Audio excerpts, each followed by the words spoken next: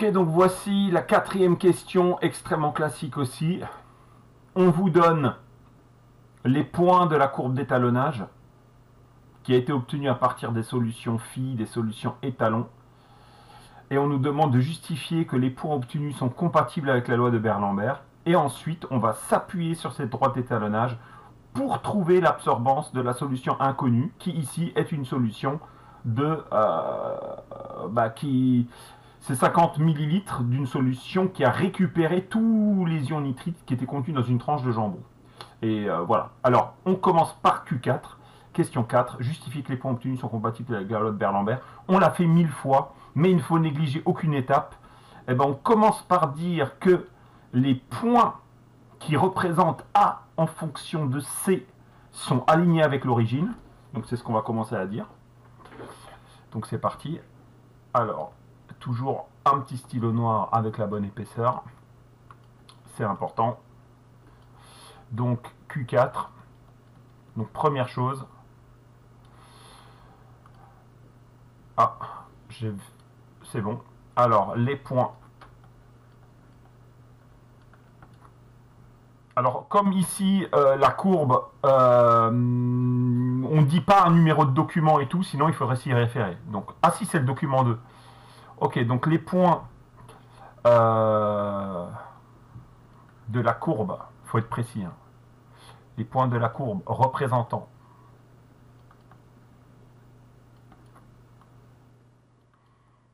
A égale F de C, je vais l'écrire comme ça, comme en maths, doc 2, sont alignés avec l'origine.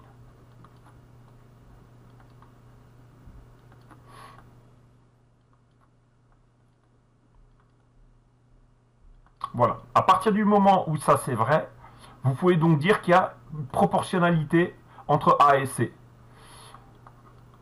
Donc, A et C sont proportionnels.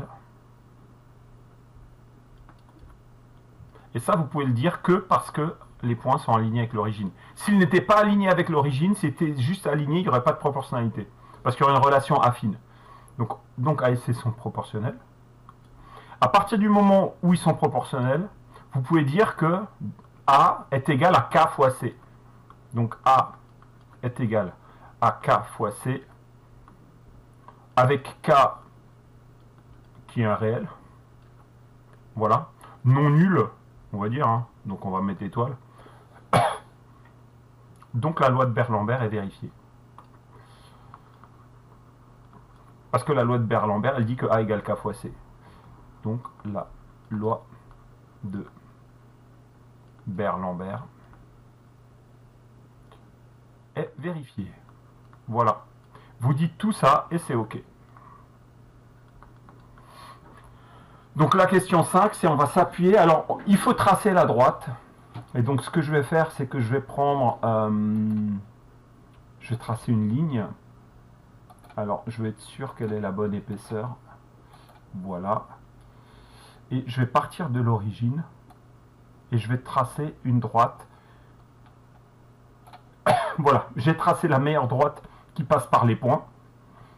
Et là, on nous dit que la solution qui contient les ions nitriques là, inconnus a une absorbance de 0,31.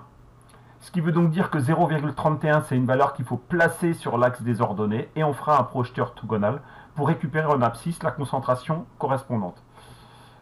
Donc pour ça, alors je peux changer de couleur, ça tombe bien. Alors 0,31 est ici. Alors je vais essayer de tracer à peu près droit. Voilà. Alors il faudrait le faire en pointillé, ce serait plus joli, hein. Là je peux pas le faire. Ah ok, donc je viens de faire une dinguerie. Ok, c'est pas grave. Alors on va prendre la gomme et on va effacer la bêtise. Ok, j'ai pas vu que j'étais passé en mode stylo, donc dessin, donc je reprends l'outil ligne. Normalement c'est ok. Voilà.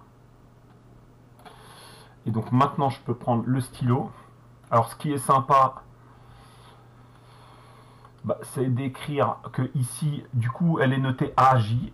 Donc voilà, là, il y a AJ, la valeur qui vaut 0,31. On a placé. Et on récupère ici CJ qui vaut 210 fois 10 puissance moins 6 mol par litre. Voilà. Et vous voyez que si on fait une construction comme ça, c'est hyper carré. Et donc, déterminer la concentration. Donc là, maintenant, il suffit de rédiger.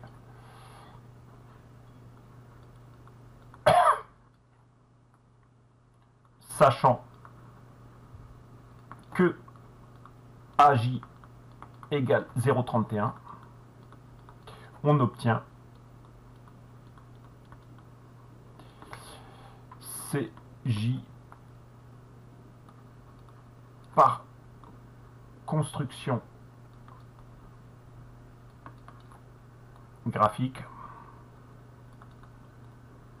projeté orthogonal, projection orthogonale, en s'appuyant.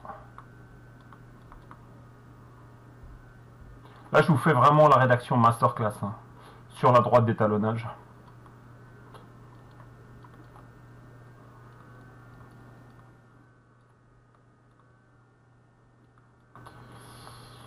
Je lis CJ environ égal à 210 fois 10 puissance moins 6 mol par litre. Alors évidemment, à partir de cette concentration-là, il faut vérifier s'il n'y a pas eu une dilution. Voilà, si la solution qui contenait le jambon, le nitrite du jambon n'avait pas été dilué. Sinon, là, ce que vous obtenez, c'est directement la concentration de la solution qui a recueilli les ions nitrites d'une tranche de jambon. Et c'est une solution qui a un volume de 50 ml de base. Donc vous voyez par la suite, connaissant C et V, on pourra calculer la quantité de matière d'ion nitrite contenue dans ce volume, donc dans une tranche de jambon.